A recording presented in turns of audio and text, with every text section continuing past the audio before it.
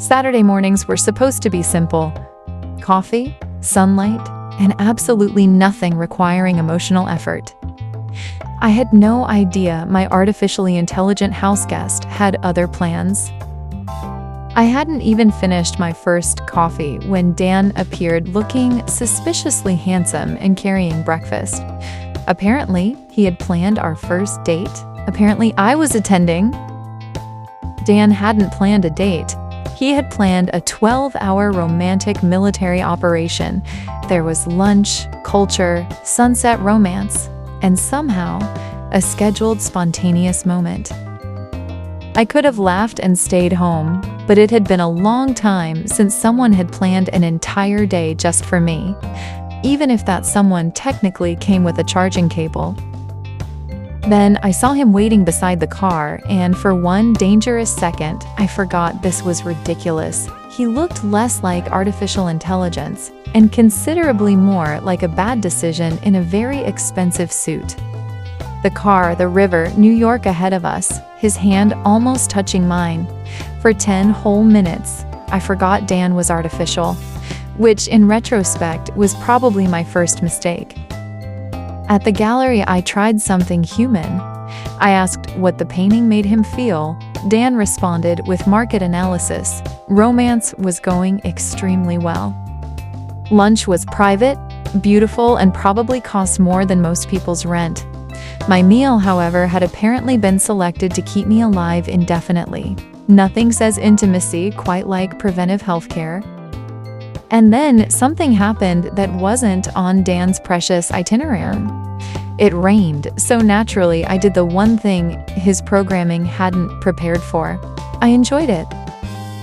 I expected him to wait under the awning and calculate how quickly I'd catch pneumonia. Instead, he followed me, not because the itinerary told him to, because I looked happy. And suddenly there we were. Rain, eye contact, his hand on my waist, the kind of moment you absolutely do not interrupt by opening the kiss settings. That should have been it. Date over. Artificial boyfriend returned to factory settings. Then he noticed I was cold and simply offered me his jacket. No menu, no optimization, no performance. Then Dan did something even stranger.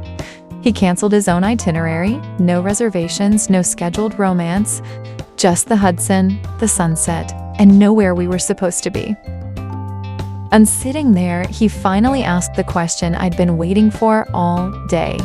Not what I wanted him to do, not how he could improve the experience.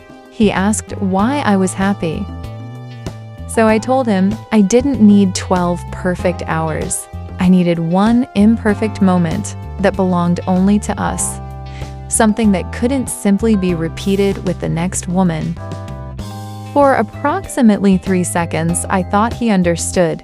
Then he saved my deeply personal emotional experience as a reusable romance template. Progress is apparently not linear.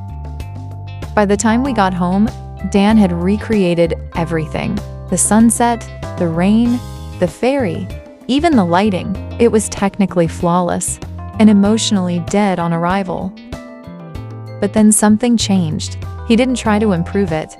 He switched the whole ridiculous thing off, and for once, he left the silence alone. Then came the smallest surprise of the entire day. Dan asked if he could sit beside me and waited for the answer. No assumption, no prediction, just a question. Our first date wasn't perfect. Dan still had absolutely no idea what he was doing.